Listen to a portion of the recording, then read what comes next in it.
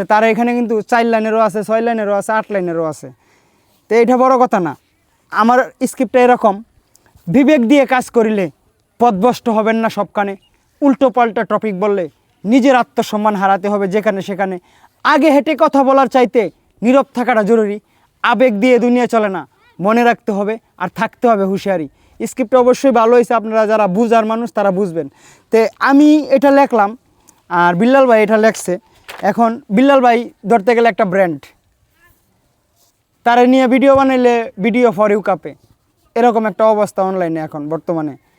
তো যারা এই বইটা নিয়ে টুল করতেছেন, আমার মনে হয় এটা টুল করার দরকার নাই। কারণ আপনারা যতই টুল করবেন এই বইটা কিন্তু র্যাঙ্কিংয়ে আরও উপরে যাইব। তে আপনারা নিজেদের কাজে মনোযোগী হন, এই নিজেরা কাদা সিডি না কইরা নিজের কাজের দিকে মন দেন। নিজে মানে স্ক্রিপ্ট নিজে লেখেন, নিজের মেধা দিয়ে কিছু করেন। আরেকজন স্ক্রিপ্ট আপনি কয়দিন কইবেন?